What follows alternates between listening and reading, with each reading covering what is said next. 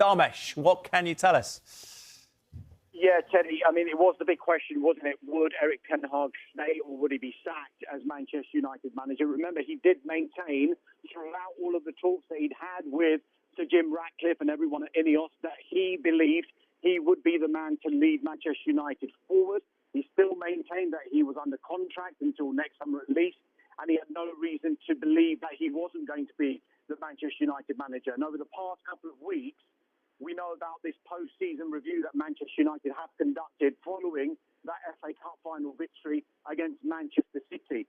And after that review that looked over the last season and the broader first-team operations, the club and Erik ten Hag held constructive discussions about what had happened over the past season and what potentially could happen in the future.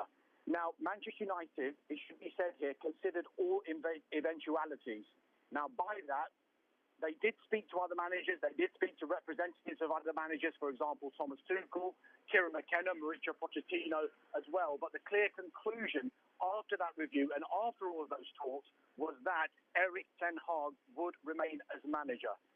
Now, as a result of all of this, both the club and Erik ten Hag are believed to be aligned and have now entered significantly negotiations over a contract extension. Remember, he's got 1 year left on his contract as the Manchester United manager. But following this review and following those talks, this is really significant now because talks have now begun over a contract extension for Erik ten Hag that would see him remain as Manchester United manager, not only for the remainder of his contract, that's the final year, that's next year, but beyond as well. Dharmesh, how significant do we believe the FA Cup final win was then, particularly coming against Manchester City in the style in which it was achieved? I mean, look, that was one of the factors that, the review would have considered, but it was the whole season as well, and that's why there was so much doubt about whether Erik ten Hag would remain as Manchester United manager. Remember, they had an 8th place finish. Never before had Manchester United finished that low in a Premier League season. They had a negative goal difference. And this followed a season when he'd won a trophy, the League Cup, he'd got them to the quarterfinals of the Europa League and got them to a 3rd place finish in the Premier League and Champions League football. But this season has not gone according to plan. Their defence of the League Cup, that finished early. They were knocked out of the group stages in the Champions League.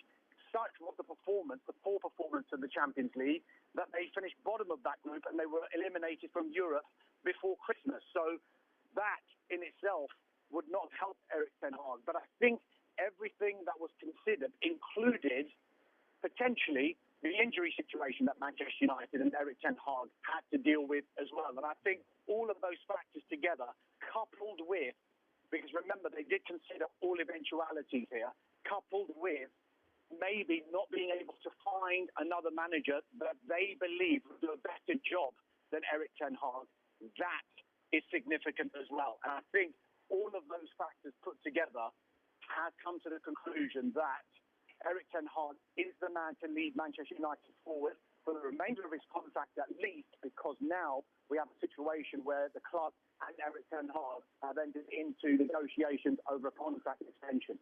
Ahead of the transfer window opening as well. Dharmesh Sheth, thank you very much.